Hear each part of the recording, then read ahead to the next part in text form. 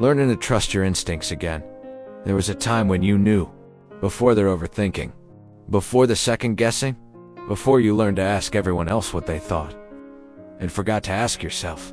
Your instincts used to speak clearly, a quiet pull, a tightening in the chest, a calm yes, a restless no. But somewhere along the way, you stopped listening. Maybe because you were told you were too sensitive, too impulsive, too emotional. Maybe because trusting yourself once led to disappointment, or loss, or embarrassment. So you made a deal with yourself. Think more. Feel less. And at first it seemed smart. You analyzed. You weighed pros and cons. You asked for advice. You followed logic like a map. But something felt off. Because even with all the thinking, you felt disconnected, numb, stuck. Here's the truth we don't talk about enough. Your instincts don't disappear when you ignore them. They just get quieter. They wait. Learning to trust your instincts again doesn't mean becoming reckless. It means remembering that your body, your emotions, your lived experience are sources of intelligence. Instincts are not random, though patterns your mind has learned long before words show up. That uneasy feeling in a room? That's your nervous system noticing something your logic hasn't caught up to yet. That sudden excitement about an idea you can't explain? That's recognition. Not fantasy recognition. But rebuilding trust takes patience. You don't start by making huge, life-altering decisions based on a gut feeling. You start small. You notice. You notice how your body reacts when you say yes to something you don't want. You notice the relief when you finally say no.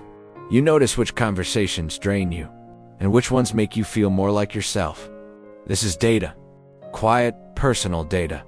And yes, your instincts will sometimes be wrong. That's part of being human. But being wrong doesn't mean you were foolish. It means you were alive, learning, adjusting. The real danger isn't trusting your instincts and failing. It's never trusting them at all, and slowly handing your life over to fear.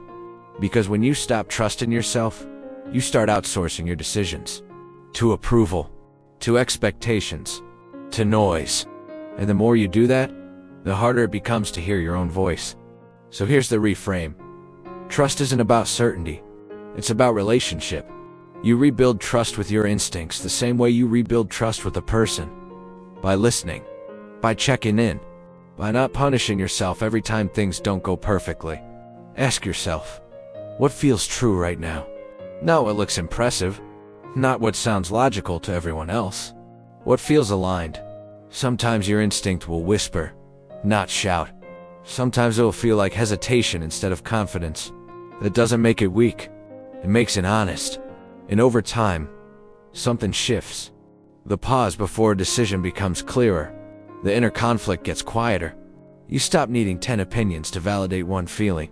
You begin to trust that even if you don't know the outcome, you know yourself. And that's enough.